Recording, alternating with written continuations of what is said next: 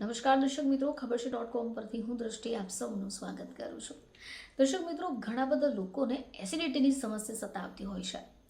આ એસિડિટી એકવાર થઈ જાય પછી ન તો કંઈ ખાવાનું ભાવે ન તો કંઈ પીવાનું ભાવે. હવે આવામાં જેમને પણ ખાધા પછી તરત એસિડિટીની સમસ્યા સતાવતી હોય તેમને માટે આ વિડીયો છે. તો ભોજન લીધા પછી પણ ઘણા બધા લોકોને એસિડિટીની સમસ્યા રહેતી હોય છે. હવે ભૂખ્યા પેટે તો એસિડિટી થાય જ છે, પરંતુ ઘણા બધા લોકો એવા પણ છે જેમને ખાધા પછી પણ એસિડિટીની સમસ્યા થશે.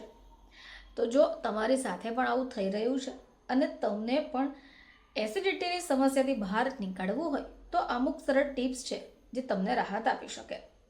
તો ચલો વાત કરીએ કે સૌથી પહેલાં એસિડિટીમાં શું થતું હશે. તો મિત્રો, આમાં તમે ભોજન લઈ લો પછી તમને ખાટા ઓડકાર, છાતીમાં બળતરા, આ બધું જ એસિડિટીના સમસ્યાને કારણે થઈ હોઈ શકે.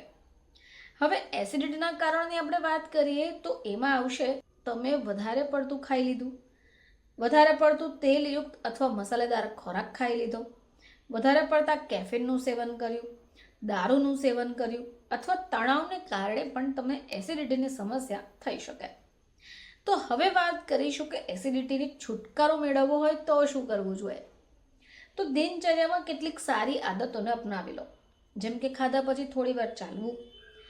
આવી પ્રવૃત્તિથી પણ તમે એસિડિટીમાંથી બહાર આવી શકો. એસિડિટીમાંથી છુટકારો મેળવવા માટે કેટલાક ઘરેલું ઉપાય પણ કરી શકાય, જેમ કે હર્બલ ટી.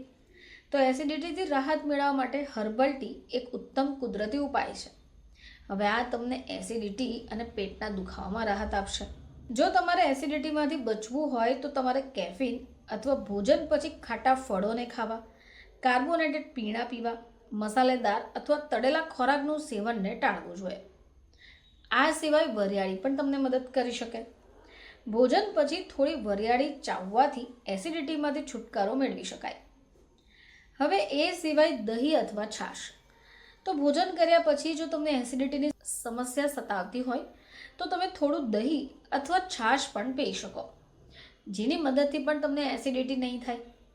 હવે એસિડિટીથી છુટકારો મેળવવા તમે જીરું, મેથી, અજમાને શેકીને એને પીસી કાઢો અને એમાં સંચળ ઉમેરી એનું સેવન કરી લો.